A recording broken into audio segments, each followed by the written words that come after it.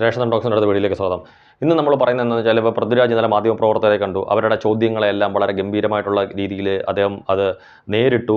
Social മീഡിയയിൽ തന്നെ അദ്ദേഹത്തിന് ധാരാളം കയ്യടികളും പ്രശംസകളും ഒക്കെ അദ്ദേഹത്തിന് കിട്ടുന്നുമുണ്ട്. പക്ഷേ എനിക്ക് പറയാനുള്ളത്, അദ്ദേഹം ആ ഒരു മാധ്യമപ്രവർത്തകരുമായിട്ടുള്ള ഒരു സംസാരത്തിനിടയിൽ അദ്ദേഹം പറഞ്ഞു, ആരോപണ വിധേയരായിട്ടുള്ള ആൾക്കാർ മാറി നിൽക്കണം എന്നുള്ളതിനെക്കുറിച്ച്, മാറി നിൽക്കുന്നതിനെക്കുറിച്ച് പൃഥ്വിരാജിനോട് അഭിപ്രായം ചോദിച്ചപ്പം പൃഥ്വിരാജ് പറഞ്ഞു, തീർച്ചയായിട്ടും ആരോപണ വിധേയരായിട്ടുള്ളവർ മാറി നിൽക്കണം. അവരത്തരത്തിലുള്ളൊരു സ്ഥാനത്തിരുന്നുകൊണ്ട് കാര്യം അവരുടെ ഒരു സ്വാധീനം ചെലുത്താൻ സാധ്യതയുണ്ടെന്നുള്ള രീതിയിൽ അദ്ദേഹം പറയുകയുണ്ടായി.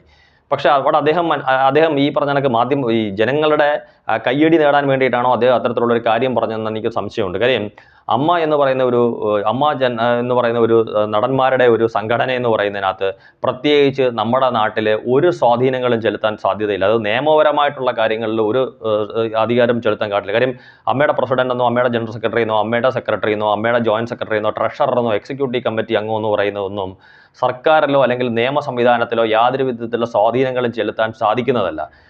അപ്പോൾ ഒരു ചോദ്യത്തിന് ഇപ്പോൾ ചലച്ചിത്ര അക്കാദമിയുടെ ചെയർമാൻ സ്ഥാനത്ത് നിന്ന് രഞ്ജിത്ത് മാറിയിരിക്കുന്നതിനെക്കുറിച്ചോ അല്ലെങ്കിൽ MLA സ്ഥാനത്ത് നിന്ന് മുകേഷ് മാറി നിൽക്കുന്നതിനെക്കുറിച്ചോ ഒക്കെയുള്ള ചോദ്യങ്ങളുണ്ടെന്നുണ്ടെങ്കിൽ അതിനകത്ത് നമുക്ക് പറയാൻ പറ്റും. കാര്യം അതൊക്കെ സർക്കാർ സംവിധാനങ്ങളിൽ സ്വാധീനം ചെലുത്താൻ ശേഷിയുള്ള രീതിയിലുള്ള സ്ഥാനങ്ങളാണ് സർക്കാരുമായിട്ട് ബന്ധപ്പെട്ട് നിൽക്കുന്ന അത്തരത്തിലുള്ള സ്ഥാനങ്ങളെന്ന് പറയുന്നത്. പക്ഷേ അമ്മ എന്ന് പറയുന്ന ഒരു സ്വകാര്യ, അതായത് സ്വകാര്യ ഞാൻ ഉദ്ദേശിച്ചത് ഒരു നടന്മാരുടെ മാത്രം, അല്ലാതെ പൊതുജനങ്ങളുടെ അല്ല, ആരുടെയും അല്ല, അത്തരത്തിലുള്ള ഒരു സംഘടനയുടെ പ്രസിഡന്റ് സ്ഥാനത്ത് ഒരാൾ ഇരിക്കണോ, ജനറൽ സെക്രട്ടറി ആയിട്ട് ഇരിക്കണോ എന്നുള്ളത് ആ സംഘടനയിലെ നടന്മാരുടെ അഭിപ്രായമോ. ഇപ്പോൾ വ്യക്തിപരമായിട്ടുള്ള ഒരു അഭിപ്രായത്തിൽ പൃഥ്വിരാജിന് തീർച്ചയായിട്ടും പറയാൻ സാധിക്കും, ഒരാൾ പ്രസിഡന്റ് സ്ഥാനത്ത് രാജിവെക്കണോ, അല്ലെങ്കിൽ ജനറൽ സെക്രട്ടറി സ്ഥാനത്ത് രാജിവെക്കണോ, അല്ലെങ്കിൽ സെക്രട്ടറിയോ ട്രഷററോ ഏത് സ്ഥാനത്ത് നിന്ന് രാജിവെക്കണോ എന്ന് വേണമെങ്കിലും പറയാനുള്ള എല്ലാവിധ അധികാരങ്ങളും പൃഥ്വിരാജിനുണ്ട്. പക്ഷേ അത്തരത്തിലുള്ളൊരു കാര്യങ്ങളിനകത്ത് ഇരുന്നുകൊണ്ട് ഈ പറഞ്ഞ കണക്ക് അന്വേഷണത്തിനെ സ്വാധീനിക്കുന്ന രീതിയിലേക്കുള്ള കാര്യങ്ങൾ വരും എന്നുള്ള രീതിയിലേക്ക് അദ്ദേഹം അവതരിപ്പിക്കുന്നത് അദ്ദേഹത്തിൻ്റെ തെറ്റായിട്ടുള്ള ഒരു കാര്യമാണ്. പിന്നെ ഇത്തരത്തിലുള്ള ഒരു കാര്യങ്ങളിൽ നമ്മളിപ്പോൾ ഒരു മാധ്യമപ്രവർത്തകരുടെ മുമ്പ്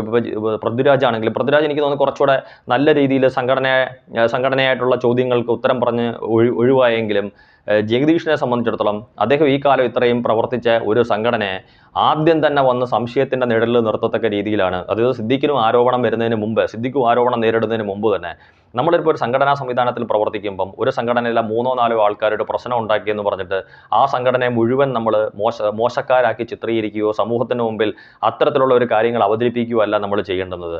കാര്യം 4-5 ആൾക്കാർ കുറ്റം ചെയ്തിട്ടുണ്ടെങ്കിൽ ആ കുറ്റക്കാരാണ് നേരിടേണ്ടത് എന്നും പറഞ്ഞുകൊണ്ടൊരു സംഘടന മൊത്തത്തിലല്ല.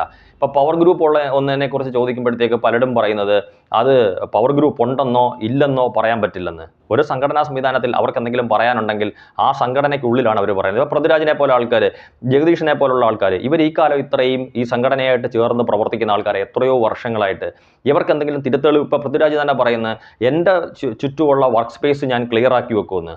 മറ്റുള്ള കാര്യം എന്തുകൊണ്ട് പറ്റില്ല? കാര്യം അദ്ദേഹത്തിനെ പല പ്രാവശ്യം അമ്മയുടെ പ്രസിഡന്റ് സ്ഥാനത്തേക്ക് വരണം എന്ന് ഒരുപാട് ആൾക്കാർ ആഗ്രഹിച്ചതാണ്. ഇന്നും പല ആൾക്കാരും ചോദ്യങ്ങൾക്ക് ഉത്തരവായിട്ട് പറയും പൃഥ്വിരാജ് ആ സംഘടനയുടെ തലപ്പത്തേക്ക് വരണമെന്ന്. അദ്ദേഹം എന്തുകൊണ്ട്, അദ്ദേഹത്തിന് ഇപ്പോൾ ഒരു ശുദ്ധീകരണം നടത്തണമെന്നുണ്ടെങ്കിൽ അദ്ദേഹത്തിൻ്റെ ചുറ്റുമുള്ള വർക്ക് സ്പേസ് മാത്രമല്ലല്ലോ അദ്ദേഹത്തിൻ്റെ ഒരു പൗരൻ എന്നുള്ള രീതിയിൽ അദ്ദേഹത്തിൻ്റെ ഉത്തരവാദിത്തത്തിൽ വരുന്നത്. അദ്ദേഹത്തിന് എവിടെ സ്വാധീനം ചെലുത്താൻ പറ്റും, എവിടെ അഭിപ്രായം പറയാൻ പറ്റും, അവിടെ എല്ലാം അഭിപ്രായം പറയാനും ഒരു തിരുത്തൽ വരുത്താനും അദ്ദേഹത്തിന് ആത്മാർത്ഥമായ ആഗ്രഹം ഉണ്ടെങ്കിൽ അദ്ദേഹം മുന്നോട്ട് വരണം. അല്ലാതെ മാറി നിന്നുകൊണ്ട് ഇത്തരത്തിലുള്ള രീതികൾ പറഞ്ഞ് കയ്യടി നേടുകയല്ല വേണ്ടുന്നത്. അതിപ്പോൾ ജഗദീഷ് ആണെങ്കിൽ പോലും, ഇപ്പോൾ ജഗദീഷ് ഈ സംഘടനയുടെ വൈസ് പ്രസിഡന്റ് ആയിട്ടിരിക്കുന്നത്, ജഗദീഷിനും അതുപോലെ എക്സിക്യൂട്ടീവ് കമ്മിറ്റിയിലേക്കോ അല്ലെങ്കിൽ നാളെ പ്രസിഡന്റായി തീരാൻ പലരും ആഗ്രഹിക്കുന്ന രീതിയിലുള്ള പൃഥ്വിരാജിനോ എന്തുകൊണ്ട് ഈ സംഘടനയ്ക്കുള്ളിൽ നിന്നുകൊണ്ട് സംഘടനയ്ക്ക് അതൊരു തിരുത്തൽ വേണമെന്ന് ഇവർക്ക് പറയാൻ സാധിച്ചില്ല? ഇപ്പോൾ ഇവർ രണ്ടുപേരും വർത്തമാനം പറയുന്നത് കേട്ടാൽ നമുക്ക് തോന്നും കഴിഞ്ഞ കുറേ കാലങ്ങളായിട്ടുള്ള സംഘടനയുടെ ഇത്തരത്തിലുള്ള പ്രവർത്തനങ്ങളെക്കുറിച്ച് ഇവർക്ക് അറിയാവുന്നതാണ്. അപ്പം അങ്ങനല്ലല്ലോ.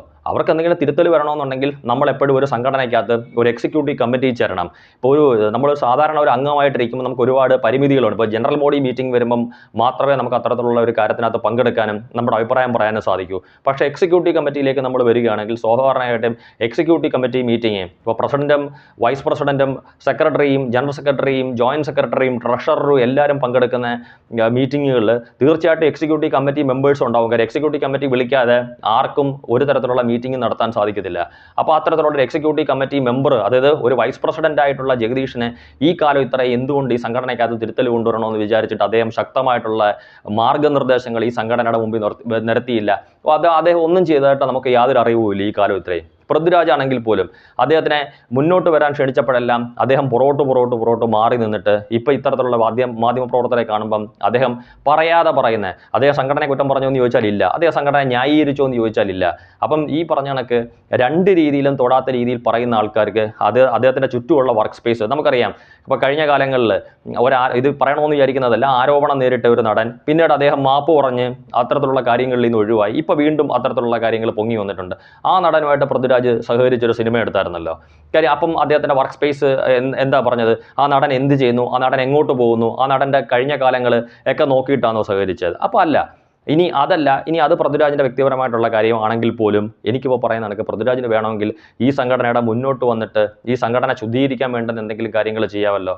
അപ്പോൾ അതൊന്നും ചെയ്യാതെ ഇവർ അവശ്യഘട്ടങ്ങളിൽ സംഘടനയെ തള്ളിപ്പറയുന്ന രീതിയിലുള്ള വാർത്താ സമ്മേളനങ്ങളിലൂടെ പ്രേക്ഷകരുടെ അല്ലെങ്കിൽ നമ്മളെപ്പോലുള്ള ജനങ്ങളുടെ കയ്യടി നേടാൻ ശ്രമിക്കുമ്പം 4-5 പേര് ചെയ്തവർ അല്ലെങ്കിൽ 8-10 ആൾക്കാർ മാത്രം ചെയ്തതിൻ്റെ പേരിൽ ഒരു സംഘടനയെ തന്നെ സംശയത്തിൻ്റെ നിഴലിൽ നിർത്തത്തക്ക രീതിയിലുള്ള പ്രവർത്തനങ്ങളും അല്ലെങ്കിൽ അത്തരത്തിലുള്ള രീതികളുമാണ് ഇവരെ പോലുള്ള ആളുകളിൽ നിന്നുണ്ടാകുന്നത്. ഇതെനിക്ക് തോന്നുന്നു ഒരു സംഘടനയിൽ ഇപ്പോൾ രാഷ്ട്രീയ പാർട്ടിയിലാണെങ്കിൽ പോലും ആ പാർട്ടിക്ക് ഒരാവശ്യം വരുന്ന സമയത്ത് ജനങ്ങളുടെ കയ്യടി നേടാൻ പറ്റുമായിരിക്കും നമ്മൾ പുറത്തിറങ്ങി നിന്നുകൊണ്ട് എന്തെങ്കിലും പറയുമ്പോൾ. പക്ഷേ സംഘടനയ്ക്ക് ഉള്ളിൽ പറഞ്ഞില്ലെന്നുണ്ടെങ്കിൽ തീർച്ചയായിട്ടും അവരവിടെ നിന്ന് പുറത്താക്കും. കാര്യം ഒരു സംഘടനാ സംവിധാനത്തിൽ പ്രവർത്തിച്ചിട്ടുള്ള അല്ലെങ്കിൽ പ്രവർത്തിക്കുന്ന എല്ലാവർക്കും അറിയാം ഒരു സംഘടനയുടെ ചട്ടക്കൂട് എന്താണ്. ഇപ്പം അമ്മ സംഘടനയെ സംബന്ധിച്ചിടത്തോളം പ്രസിഡന്റും ജനറൽ സെക്രട്ടറിയും അല്ലെങ്കിൽ നാഥനില്ല കളരിയായി മാറിയതുകൊണ്ട് ഇവരെ പോലുള്ള ആൾക്കാർ തൽക്കാലം ജനങ്ങളുടെ മാത്രം കൈയടി, അതായത് ആത്മാർത്ഥമായിട്ടല്ലാത്ത രീതിയിൽ പെരുമാറുന്ന ഇവരെ പോലുള്ള ആൾക്കാർ ചിലപ്പം ജനങ്ങളുടെ താൽക്കാലിക കൈയടി നേടിയായിരിക്കാം. പക്ഷേ സംഘടനയ്ക്കുള്ളിൽ ഇതുപോലുള്ള ആൾക്കാരെ എത്രമാത്രം വിശ്വസിച്ച് മുന്നോട്ട് കൊണ്ടുപോകാൻ സാധിക്കുമെന്നുള്ളത് കണ്ടു തന്നെ അറിയണം. Thank you.